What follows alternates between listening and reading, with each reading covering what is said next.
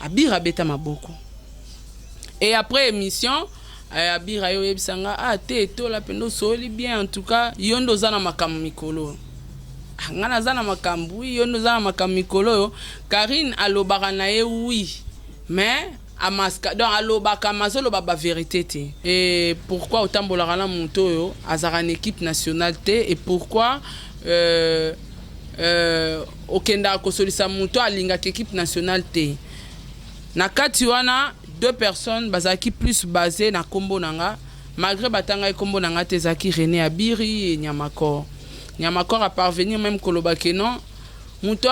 alinga équipe nationale ta coaché la biso poison et René Abiri alobi nga mon kutu déjà na kotoya la fille yango kuta ne lo côté na kota ka na WhatsApp nanga na screamer ba conversation ya Nyamakor ya Facebook na zui ya Abiri na boakeli Jaël na loba taka na lobate na zuka ba conversation scrumé na boakeli Jaël ayo sa ilanga voice et bongo bango pourquoi babimisa ka tita mabe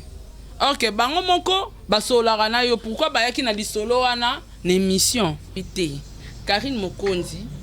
aza ene na ngana bulo oyo ngana muto te moni bato ke aibike muto ana leki oboya ya complexé ngana complexité donc so muto leki ngosaka bulono bien no betelo maboko monatie botalelanga Congo température ya maman Rosette la fleur na dambu. Après avoir défilé na ba site Pola mais cette fois Congo température TV. Désormais, suivez-nous sur cette chaîne. Congo Température TV. Congo Température. La patronne, Rosette la fleur d'amour, jeune à solo. Émission religieuse. Théâtre, musique, environnement.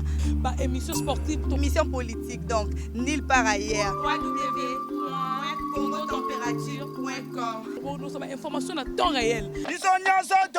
Congo Température. Et yena mo pepe asika. Ya tobina Congo Température.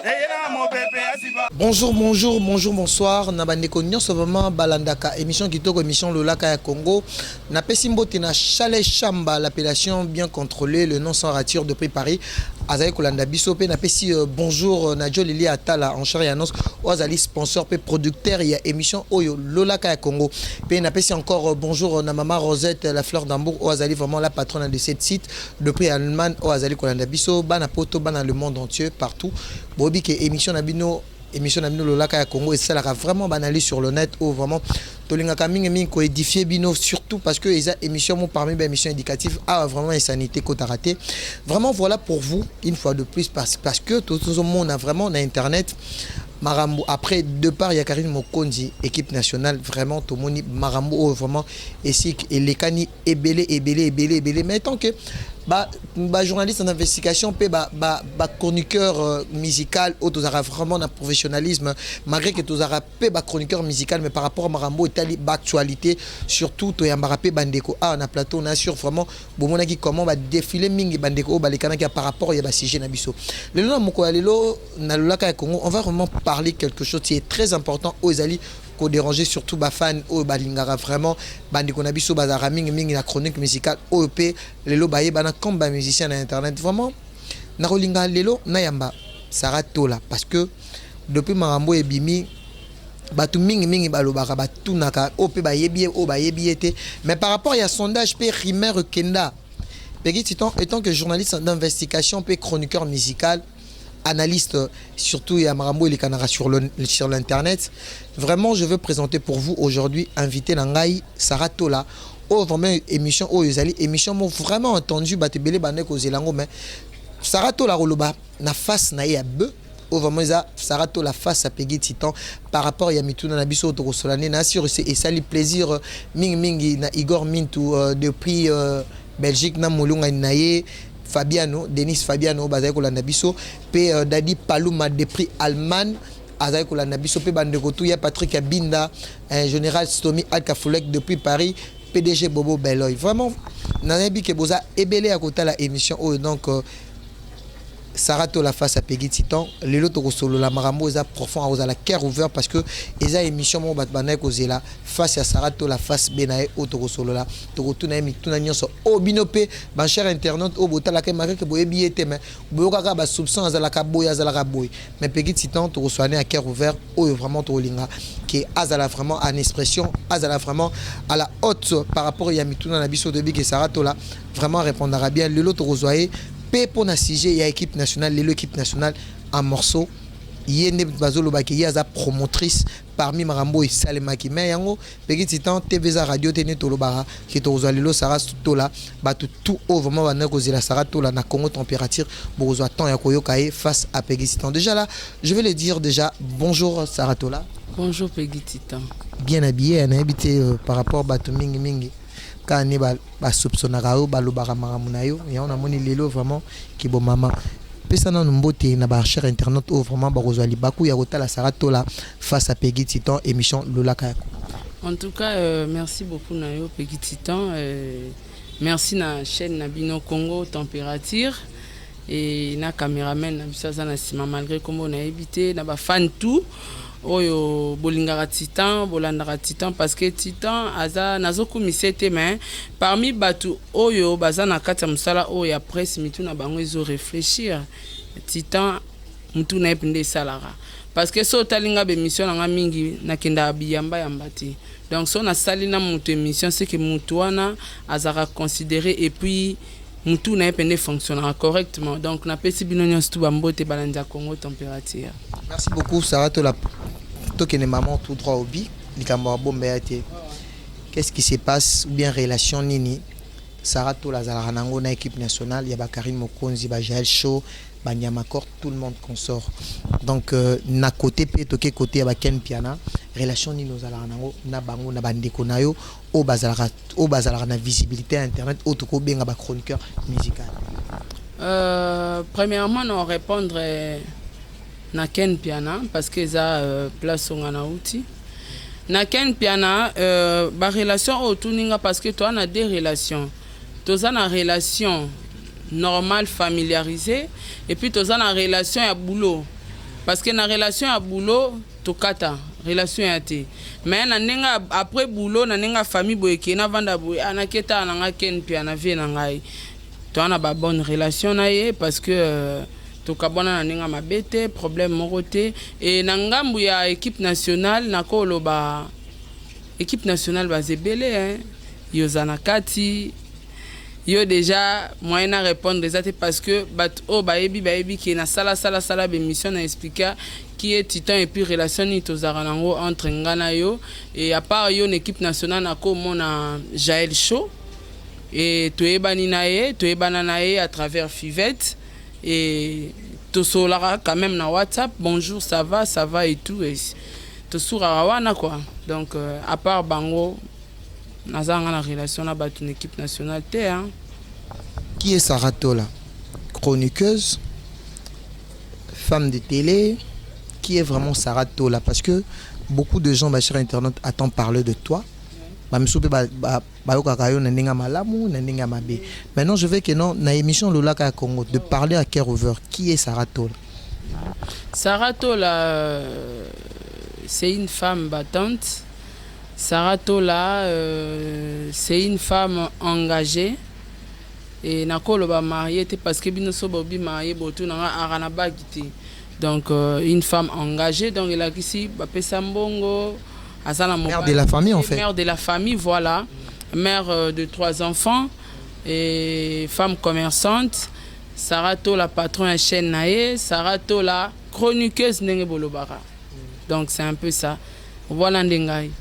Il s'est passé un problème au récemment entre yo na équipe nationale, il faut le dire parce que Bachar Internet Meng Bazaki n'a besoin de Koyeba. Qu'est-ce qui s'est passé au juste entre Nyamakor et Néabiri? Na kati équipe nationale au lelo Saratola comme on est bima na ndenge mobo je sais que non tu es au courant aujourd'hui nous tous vivre siko yo likanisi ko zwa yo moko est-ce que tu peux parler en face ya Bachar Internet au balandao ba misusu balobaka ke non yo ndi muto yeko panza bandeko baza parce que relation nini o esengaki ke kombo ya Saratola ekota na makambo ya équipe nationale. Premièrement, problème il y a Nyamakor na René Abiri. Na bien ngote. Na été soko ko éclaircir ngango et pour na zo moyen ni ya ko répondre. Problème à Nyamakor na René Abiri en tout cas na bien ngote. Mais comme moko bimaki balobi que non la fille a fingaka équipe nationale comment le personne en question c'est moi-même au titan nazaki comme victime ya rosolo na yo. Tantôt à la place Moutou et Bandi. Le problème, les lots tolingi que nous tous Sarato la bachar internaute batumsu sous ba commentaire ma b, misu sous ba donc ba sinona même ba combo autre lo bango tout au long de cette émission. Je vais en vrai dire Sarato là, Peggy était accusé pona azalaka mingina Sarato là. Le problème sur le tout na yo Sarato là entre René Abiri na Nyamakor est-ce que bazaka na ba problème moko boye o ezalarake ezaranango en dehors ya musana bango. Premièrement, faire comprendre la question. Équipe nationale, ce qui est Panzanato et Panzani, ce qui est Zaponanga, et Koko Zalapé vrai. Vrai pourquoi? Parce que ils ont une analyse moko équipe nationale et Salaka et Babenga en réunion. Parce que nga na ebi réunion eza eloko moko ezaka coulisse et batuba monate bosolo bela marambo etali secreto stricture ya équipe na bino mais bobenga ngo réunion nga na benga ngo réunion te na benga ngo ezaka analyse bosalaka et analyse ngo le plus ezaki basé na makambo na yo titan et pourquoi otambolaka na moto yo azaka na équipe nationale te et pourquoi okenda kosolisa muto alinga équipe nationale te na kati wana deux personnes bazaki plus basé na kombo nanga malgré batanga kombo nanga te zaki René Abiri et Nyamakor a parvenir même koloba que non muto alinga équipe nationale ta coacher la biso poison et René Abiri alobi nga mon kutu déjà na kotoya la fille yango kuta ne lo côté na meka ko expliquer batuke. Premièrement, René Abiri, René Abiri. J'espère que Banda Marambo et l'équipe n'a pas temps en salle émission, mais la salle émission pour nous expliquer Batou. Batebele Baolo Banapandi équipe nationale. C'est vrai. Na ba réponse on a peut Sabino et l'axa soki que yé mutapandi ou pas. Mais bino vous avez une relation avec René Abiri et Nyamakor. Nazo expliquer yo. René Abiri na mona une fois ayaka na flat place nga nazalaka garçon moko Elvis Yanfu na pesi bambote place azali wana penda mutakati ayako sana nge émission et René Abiri accompagné lobi nalinga nga pena mona Sarato la wana na sala na émission abi mais ya yebi ke yoza mut équipe nationale a olingate habité to sola na ekaka na ko expliquer ye asala tana mutu mususu atanga te mais ata mutu nga na kopesa ye pona eleka na équipe nationale te meza ya chaîne nanga et Abiri azaki wana na bandi émission Abiri présent bazotu na mambakari nazo répondre et comment place moro boye na répondre à question batuna nga pona Karine très bien Abiri abeti maboko Abiri abetelanga maboko Abiri abeti maboko tanga monsieur Sidi allo. Tu peux nous parler cette question c'était quoi et ta réponse c'était quoi? Pour dire que non place abeti maboko parce que bachar internet bazan besoin bakon. Batu ninga question ya liboso ezaki question ya Gloria Olangi. Babi singa balobi par rapport à Gloria Olangi ndenga zofinga ferego là et tout. Nga lobi tangu babandaka internet biso yebaka makamboti. Tangu pe faire bando kabelela biso na internet to yeba makamboti. Mais lelo yo e komi benda biso to ya ko sibir to ya ko sara ba analyse buzoba. Nga na lingi ba analyse buzoba te mais conseil o nga na koko pesa na ba leader. Boye barake muto a uti pa mutu na batan ya bien ba moment bien bazaki na ye atikala kofinga ete mais tanga longwa ke place mususu akomi ko dévoiler ba secret ya place a uti aza dangereuse donc ye bara penenga ye pa na yo lelo soki bobebani akobimisa pe sou ba secret na yo Abiri beta maboko. Deuxième question ezalaki ba bisinga balobi est-ce que Sarato lozo reconnaître que Karine Mokonzi aleki yo na répondre ba ngabi aleki nga na nini faut tout na question bien abi foi ba ke Karine Mokonzi aleki na marambutunga bite Karine Mokonzi aza ene na ngana bulo oyo ngana muto te ke moni bato ke ayebi ke muto ana leki oboya ya complexe ngana complexité donc so muto leki ngosaka bulo no bien no betelo maboko na bi Karine Mokonzi aza ene na ngana bulo asaka bulo ne bien donc soko nié yo komi motema mabo komi ndoki donc asaka msa ne bien aleki ngana ba fan aleki ngana na ba bonnet na ba succès na ba mambu wana otu ya ebi ya internet aleki na yenga mais mususu na mambo etalita musu réflexion bongo na vie sociale ko comparer ngana été parce que ya oluka lar na net menga sara cop na za férié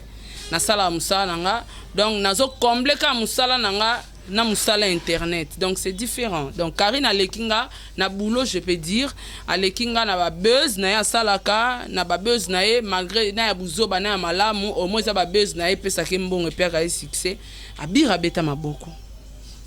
et après émission abira yo ebisanga te to la pendo soli bien en tout cas yondo zana makambo mikolo ngana zana makambu yondo zana makambo mikolo Karine alobaka na ye oui mais amaska donc alobaka mazolo ba vérité te mais yo oloba ba vérité ngabi wana ya cop na ye mutu mususu ayebi nga sala cop na ye pa benda moi 100 francs na ye donc ngana préféré ça na ça tana petit na nga o émission to boya ngai po nga pona ba ken pe na nga bi te ken pe na kutu ko china mamwana te po ken na dirigeant nga te wana na non équipe na Pentagone ouais après bi na nga bon ça va petit na nga o pe na zo l'accès na boulot so nga bi ikufélité chai tout ça l'émission na sala émission petit wana tuna nga makamba Karine so na ko bossa na ba question mais ba lien ezali na répondre ikota na site ya Abiri ezaki problème te après wana Abira senganga numéro ba conversation na je crois na binisa en équipe nationale to banda sola bien to la ndeni niko atola to ça l'émission to la boy na tikala ta mukolo monte ko zo conversation ngana eto na ebisa mutu moko boye ata yo yeba ti kinga sola kana Abiri donc eza secret tikali ngana ye et pona nyamakor ngana eba ete na niye ete ponga ni arabatu te na lobi ne bandeli muto aboya arabatu za complexé na niye ete menga na eba nyamakor te na yako eba nyamakor kaka tango asale mission afingi le king tango afingi fali pupa abuka mo afingi fali talité na tali vidéo nde na yeba nyamakor ba analyse salamaki batu ba benganga na sale mission nga afinga batu te na réponda par rapport étant que parents ceux qui na moni muto aza plus âgé que yo ozu courage na audace mutalekio na mbongo alekio na tout wa kozwa yo banda le loti lobi kuna azofuta ka chaque fin du mois et ozo finga e ba injure moko boaza na bana za na mwasi oyo za benda propreté et na répondre o esengela ki na répondre pour na nyamakor na ibisa ikutu ngabi pona nga le king. En tout cas, azamutu ya rotika te, il faut ko éduquer. Au lieu ça la kipaka kokolo, ça la penda kipaka kaka. Na sala bi mission wana et na eba ki nyamakor te na eba ebongo. Et après, na yo mona nyamakor na repalatim. Na ki na repalatim na mon nyamakor na moni janvier, ba sala ra net ke babeta 12, mais ba ebite ke nga pratika 13, 14, 15. Donc ti bango ba beta 12 ngana zaki de na 14 na 15 donc stomi bo ayebi makam na olo bana peso ba mbote général donc esenga ke moto ekufa na rep wana et Adams tomeka ko solana na pesi mbote président Adams solo alobi to la nyamakor aze lo côté na la team orchestre ezaya héritier Watanabe ngande naza chargé après c'est héritier donc son ngana lobino likamute donc mututu a ko lobano likamute mamba après c'est talinga cha caméra na yo zwa ba image et après na yo benga ye janvier yaka donc bino bozo signaler ba mettre na bino ke caméra na nge finga héritier ba biso ngana sara be mission na finga yo betaki mbata sarato tozo koma est-ce que ngana sina sala émission na finga héritier o teto la mais moi nana o bosala ne be mission ngabi non na bisi nyamakor en pleine rep héritier ngabi yo finga fali a muninga no te yo finga fali bandengeni Et puis kofinga te ke ozo finga pour créer base ofingi babiloko moko boye ya kati oyo ke mwana ne akoyo kango na matoi et ça li bien te ba collègue bana na yo batanga na bango bayoka ke papa abino ku bafinga ka boye boye ozo mwa te finga na yo ke to luka polémique to finga o sala buzz mais ba intimité ma boye et ça la ke suka bongo et après nayaki ko revoir Nyamakor na Facebook nanga asaleli nga message to la boni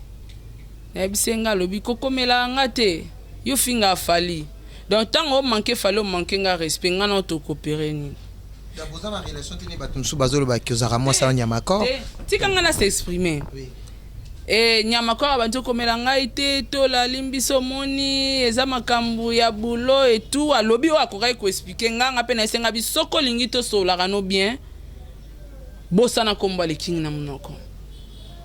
luka vina ona ndenge mususu sala buzz na yo na ndenge mususu nga lelo sara na koki jamais ko sala buzz na kombo to ya Kofi Olomide na bando finga ya mwana sala buzz eloko mususu na kombo ya Kofi mais injure en tout cas injure na kolinga ngo te na koboya ngo parce que nga na mère des enfants ba msuta msu ba sala ngo po ba boti na nte menga nga na bana nga bakola na ko sala ngo te et ko solola yanga na Nyamakor esuka kiwana. Donc, relation qui approfondie et tout, non. Mais les jours où on a eu au moins analyse, équipe nationale et Salaki, na combo nanga,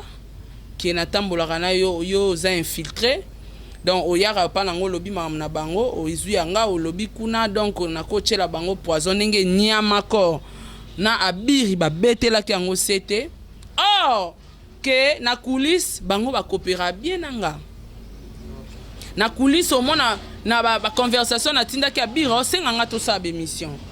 Nyamakor même mais comment si ko deux personnes ba coopéra bien nanga na kuzu ba senganga ba émission allez le même batouana ba kende su ko betanga dia bonne émission comme ba ventir tonini na samba ku te na benga Jael te na lobelo te na kotaka na WhatsApp nanga na screamer ba conversation ya Nyamakor ya Facebook na zu ya abiri na boakeli Jael na taka na lobate na zuka ba conversation screamer na boakeli Jael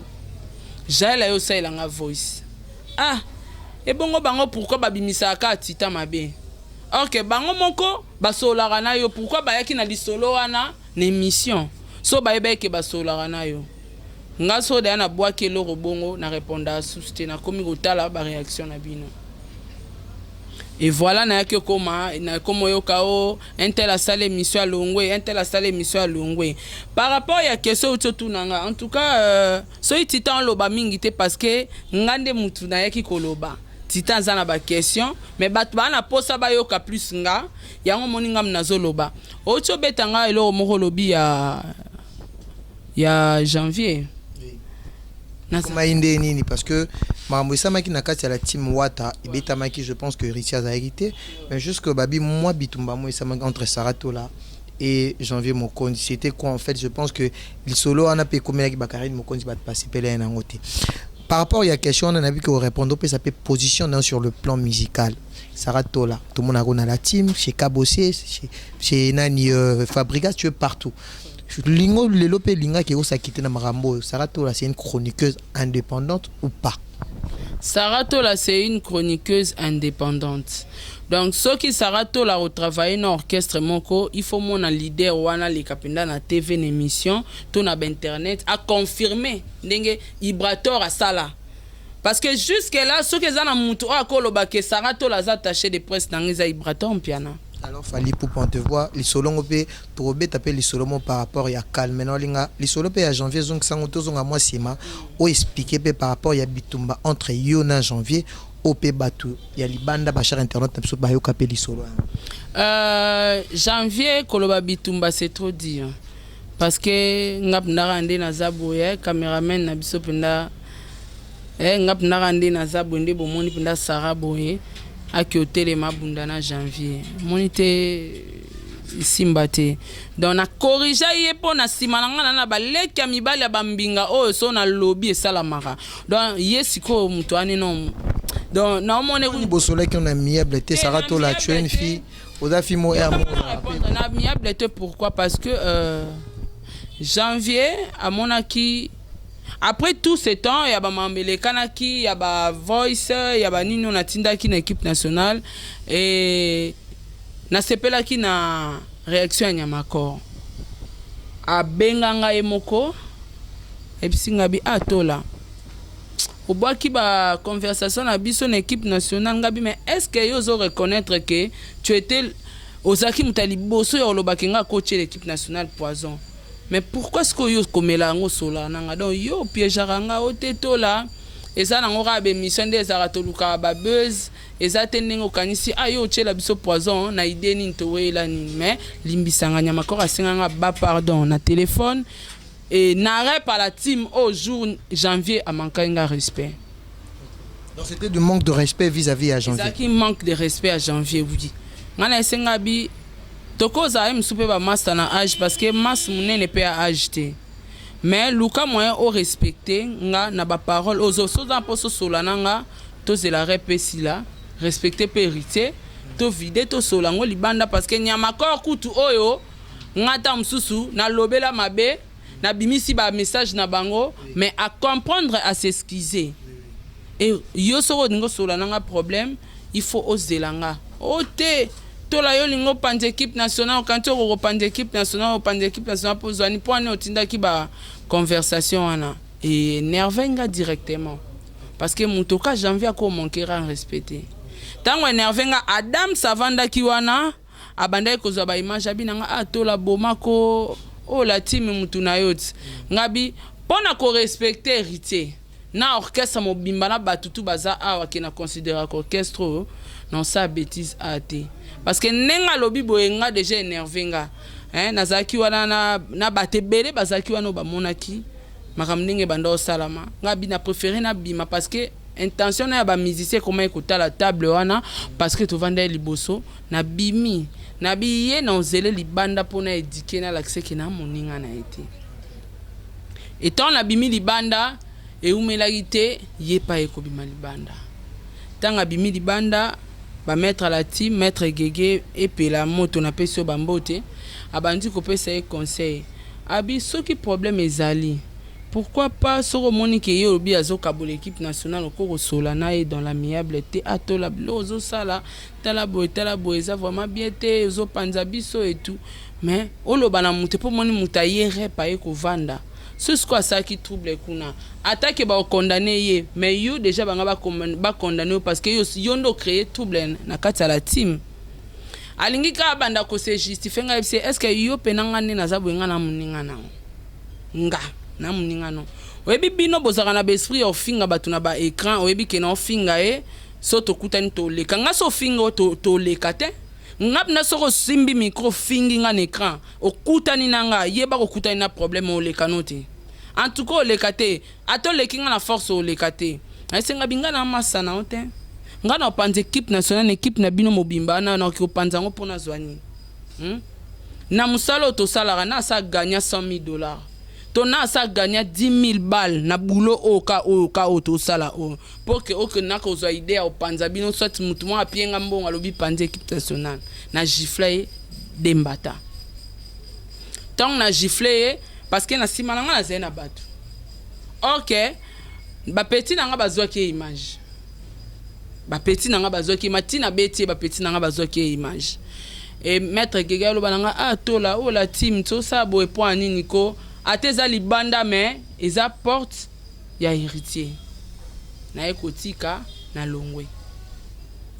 ekolongwa nanga na longwaka pona janvier je crois yangwana donc c'est un peu ça. Merci beaucoup Bachar Internet Nabiso, merci beaucoup Nachale Chamba, l'appellation bien contrôlée, le nom sans ratir. Merci beaucoup na Henri Modogolongo de Prix Canada qui nous suit vraiment. C'est Peggy Titan face à Sarato là, il va parler de vérité parce que Biso a Tolinara Tosalara Moussala professionnel parce que c'est l'analyse sur le net. Nengeto Salara Sarato là. Depuis au côté de Moussala, est-ce que tu as été déjà utilisé? Parce que tout le monde qui pose qui n'a il y a Ken Piano qui n'a Pentagon parce que tu as vu que Ken Piano faut le dire a utilisé rapé batu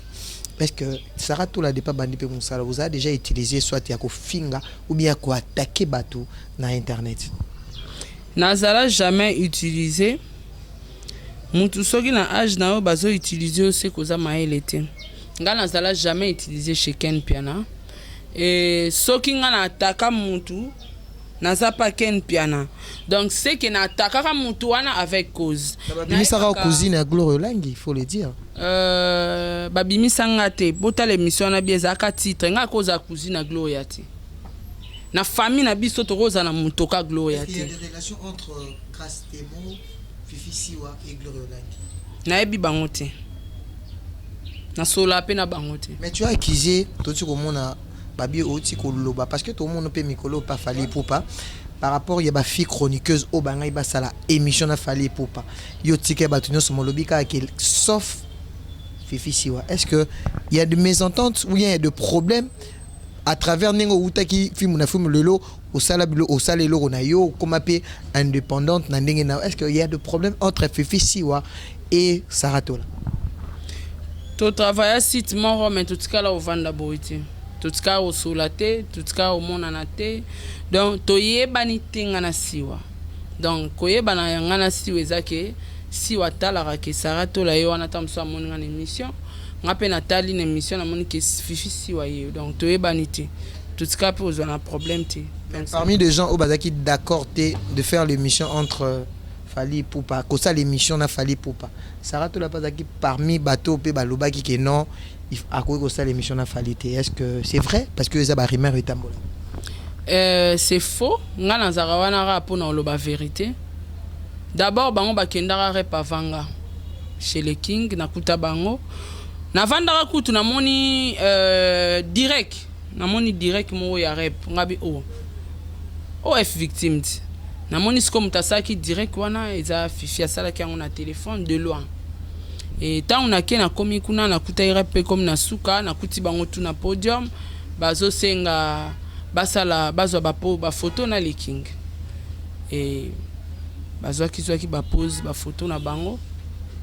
Mutazaki wana te pasenge miswa sa na le King mutazaki te. Donc mutasenga ke miswa za te. Mais on a yebi ke mutu fala ki peut-être ça l'émission na le King ezaki ken piana.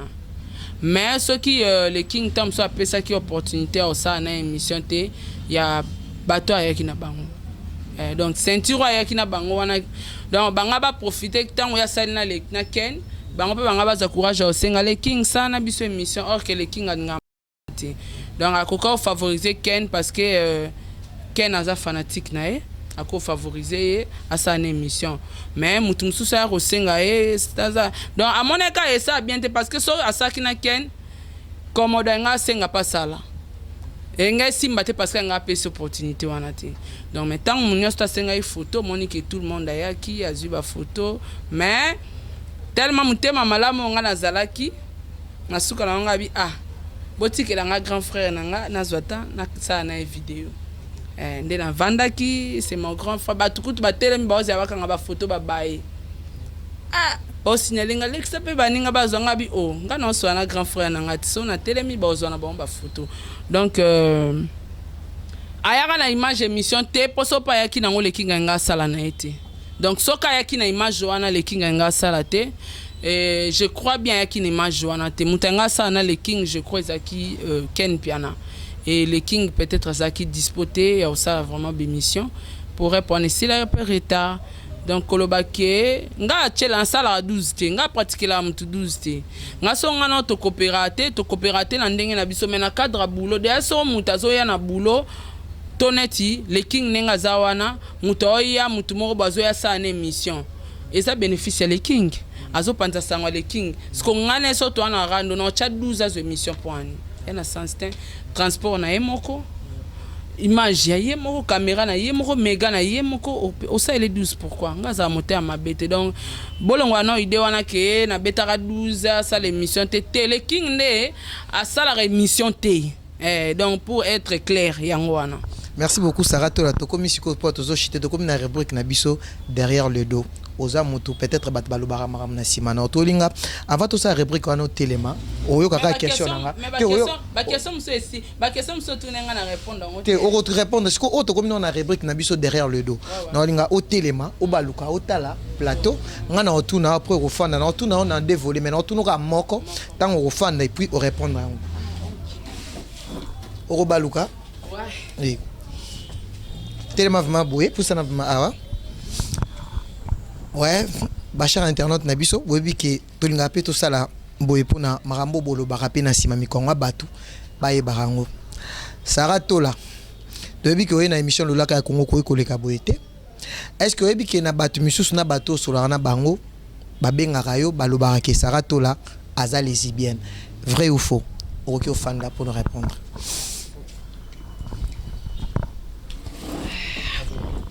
Merci pour la question. Sarah Tola aza lesbienne de 1. Sarah Tola aza mwana moko abotami na famille chrétienne. Maman abotinga aza mosali na Nzambe. Et kozala lesbienne en tout cas eza pensé na ngate na raisonner ngote na bula ngopete na vie. Na sala ngopete na vie mais oyo nga na koko faire comprendre batu eza que essence nanga aspect nanga comportement nanga forme nanga esprit nanga nazalara lora mobali peut-être ba penser na bango yaka ke atola ninga se comporter lora jo sola lora jo ezalara pourquoi na linga kozala faiblete nga na linga kozala faiblete tellement na koli na kati ya mibali nga moko mwasi na mibali ebele et na kola bongo mais que cause de ba ke Sarah zala lesbienne en tout cas ya cop nangati ya vraiment cop nangate Sarah Tola na mobile na ye ana bana na ye Sarah Tola alinga mobile makasi donc ye moko place aza so avandi aki ba oloba ke Sarah Tola lesbienne to beta ba masola ngope atakutu batu mo ba komelinga babita momi na ondira zaka lele boyena boye to seki zaka ke Sarah nalinga kozala nanga reporter l'esprit moko boye donc nazala na esprit nanga moko boye na portaka et pour monter Sarah nanga te au moins les films sous ba moni ozaka surtout biso batamne ba monoka donc mutu po ya lo bano bêtise o banga ku mas noter ayemba moi bano lo bano pe je t'aime donc bangi yote ayemba moi bano de biso likambo donc ngasko na lata ba esprit moko boye mais so yep nda shenga na parler monake aka meme donc na mambukuta bolingo sans esprit donc esprit o monezaka ke ya boulot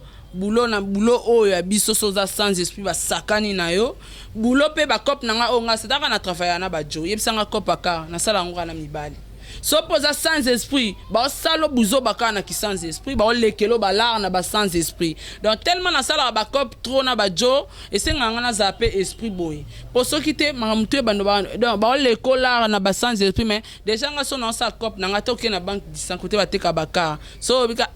momi wana maîtresse ayeba mingi ozo comprendre donc na tika bat na biloko wana poke mutu pe lelo ko vanda linga bulke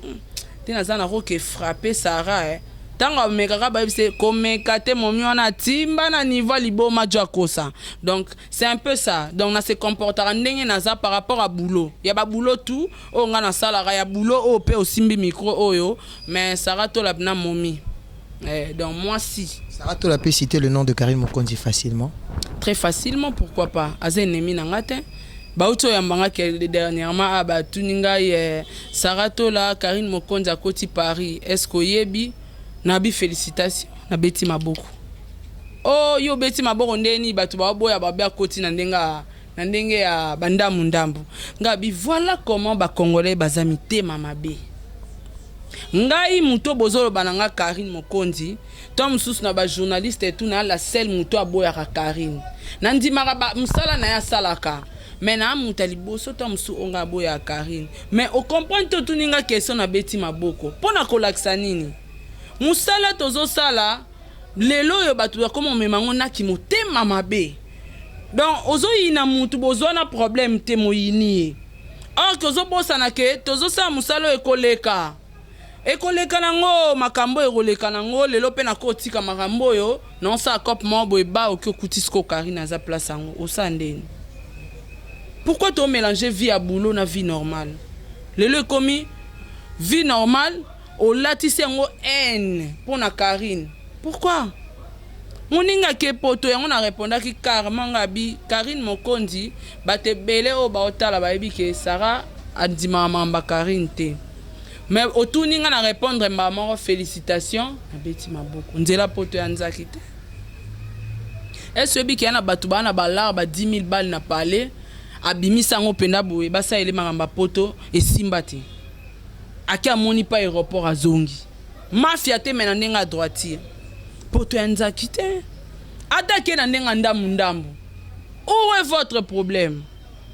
Ce qui est important à côté Paris bobete la moninga maboko asala effort wana yo lotika lo simbaka micro na sa moyo yo o critique kaye sala ta sujet loko mususu pourquoi bossa débat sur voyage à Karine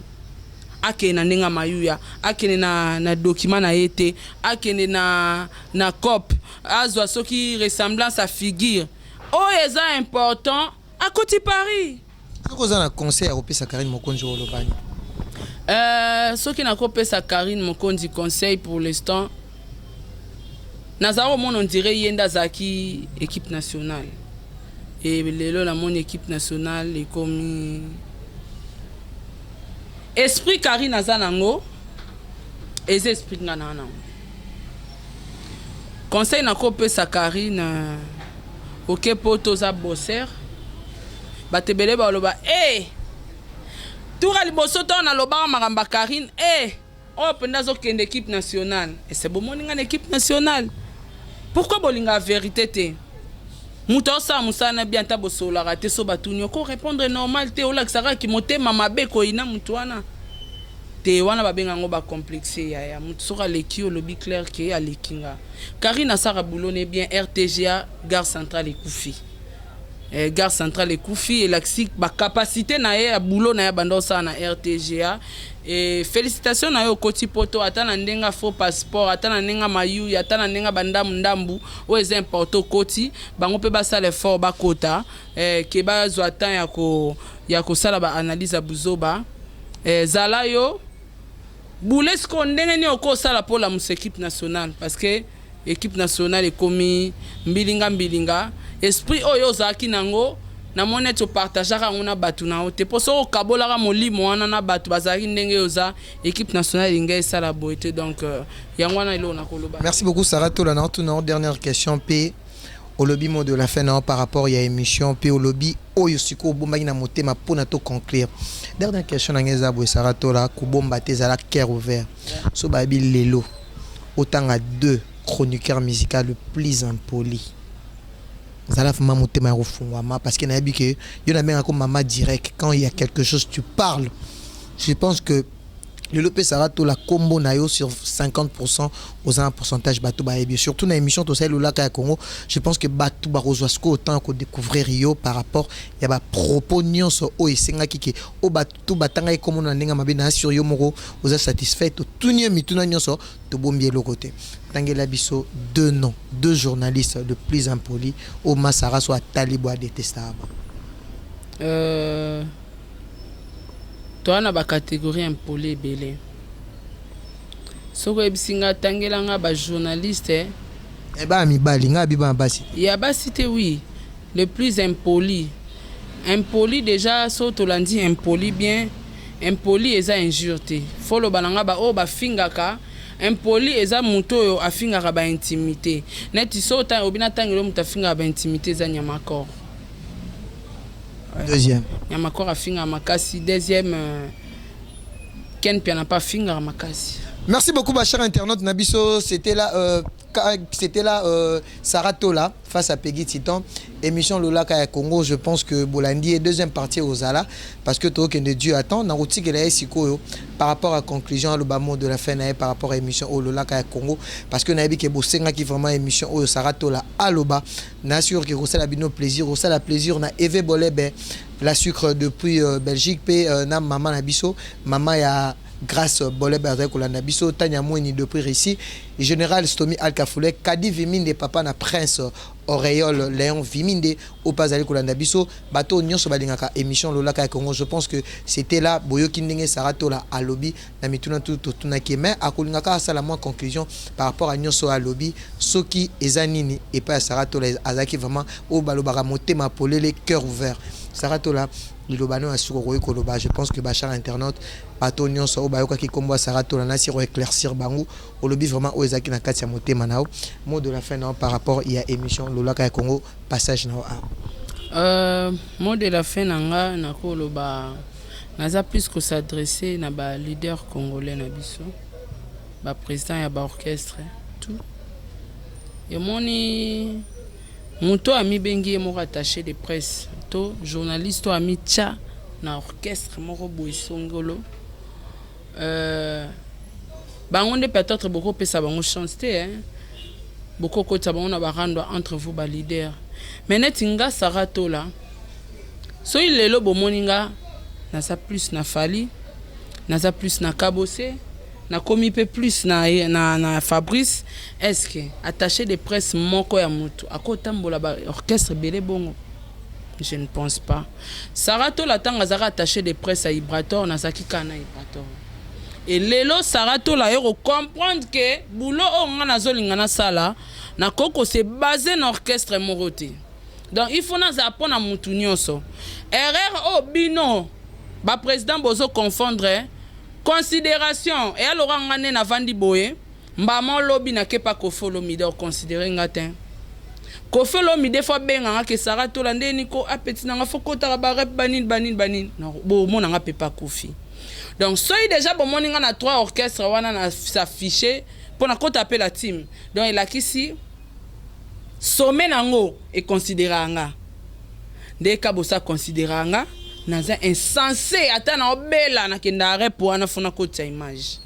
ndenge Fali pour pas considéranga ndenge Fabrice azo considérenga ndenge héritier azo considérenga parce que yo benga na nungate ata to yebani to sola bien maintenant on mani ko solo la et la kisi bouloté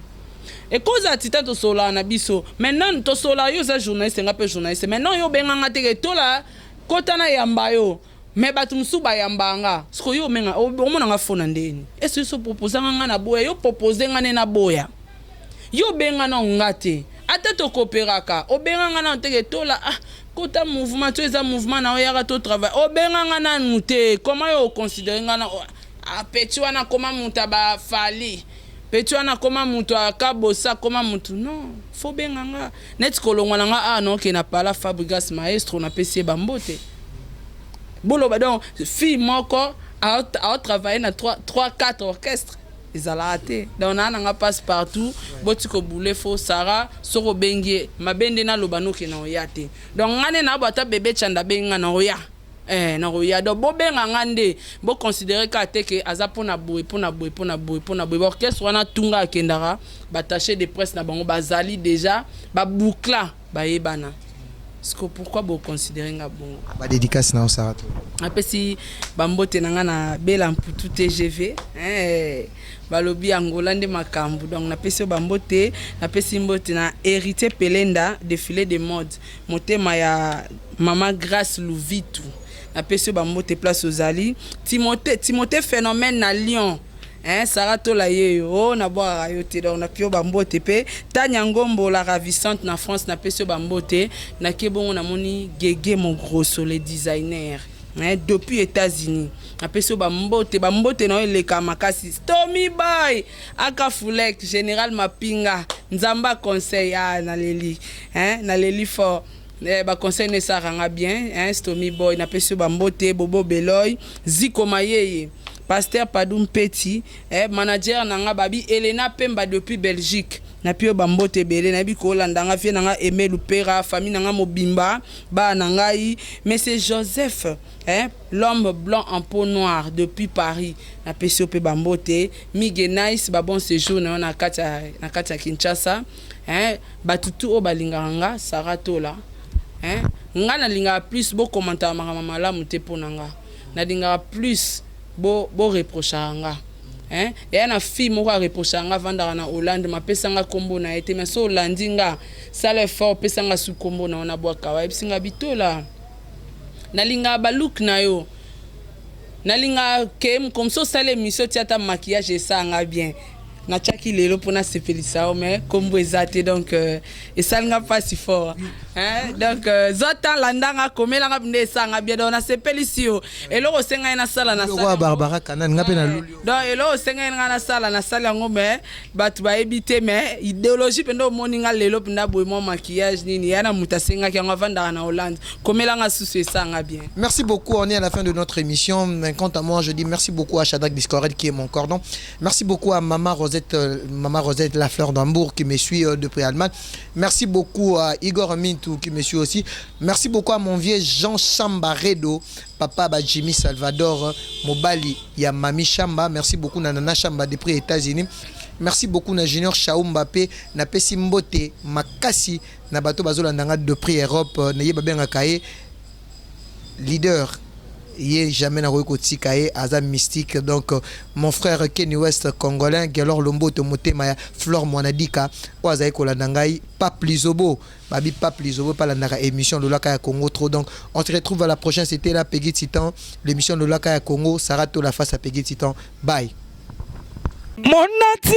botalelanga Congo température ya Maman Rosette La Fleur Nadambu. Après avoir défilé na ba site Pola, mais cette fois Congo Température TV. Désormais, suivez-nous sur cette chaîne. Congo Température TV. Congo Température. La patronne Rosette La Fleur d'Amour, chaîne à solo. Émission religieuse. Théâtre, musique, environnement. Bah, émission sportive. Émission politique, donc nulle part ailleurs. www.congotempérature.com. Nous avons information à temps réel. Bisonyaso tobina Congo température et yena mopepa sika ya tobina Congo température.